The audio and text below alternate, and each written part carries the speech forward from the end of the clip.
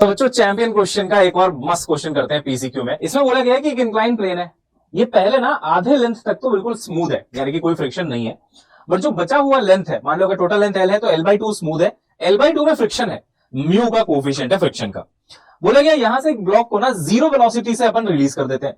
अब सोचो ये नीचे आएगा एक्सेलरेट करता हुआ आएगा, पहले तो स्पीड बढ़ेगी बट फ्रिक्शन की वजह से फिर स्पीड कम होगी, बोलते यहां जाके रुक गया वापस से। तो बताओ कितना है कोफिशिएंट ऑफ फ्रिक्शन? अगर एंगल है 30 डिग्री, या चलो थीटा कुछ भी ले लो आप, थीटा के टर्म्स में बताओ कितना आंसर है म्यू का। तो बहुत ही तगड़ा क्वेश्चन है, बहुत ही शानदार क्वेश्चन है।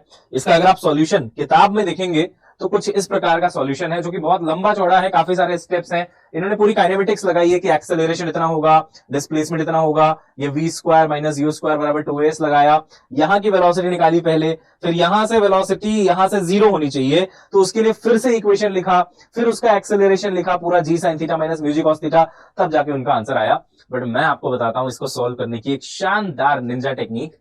बेटा एक ना कंसेप्ट होता है वर्क पावर एनर्जी चैप्टर में, जिसमें कहा जाता है कि जो टोटल वर्क डन होगा due to all the forces, वो होना चाहिए equal to change in kinetic energy के, यानी कि इसको बोलते हैं work energy theorem, WET wet. ठीक है, टोटल वर्क डन बराबर चेंज इन काइनेटिक एनर्जी। मैंने बोला यार पहले कितनी काइनेटिक एनर्जी थी?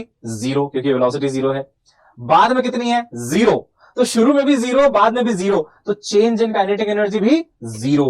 तो एक लाइन का इसका सॉल्यूशन बताता हूं कि अगर तुम टोटल वर्क डन लिख के उसको 0 कर दोगे ना, तो तुम्हारा आंसर आ जाएगा। अब टोटल वर्क डन कैसे लिखेंगे देखिएगा।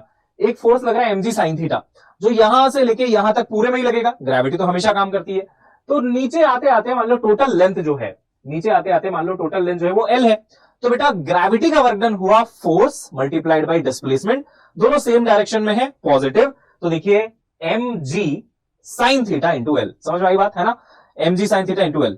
अच्छा लेकिन यहां पे फ्रिक्शन जो लगेगा वो तो इतने से इतने में लगेगा, मतलब L/2 में।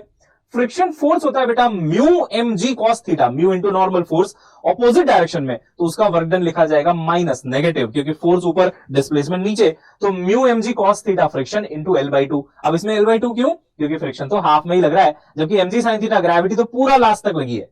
अब जब इसको जैसे ही सॉल्व करके मतलब इक्वेट करके 0 करते हो ना टोटल वर्क डन, आप देखो सिंपल है, mg कैंसिल, l और l कैंसिल, म्यू आ जाता है 2 tan θ के बराबर, जो कि आपका आंसर था उस मेथड से भी। ऐसे और वीडियोस के लिए चैनल को सब्सक्राइब कर लीजिए, और ये है ट्रिक नहीं बल्कि शानदार यूज ऑफ अमेजिंग कंसेप्ट। मिलते हैं।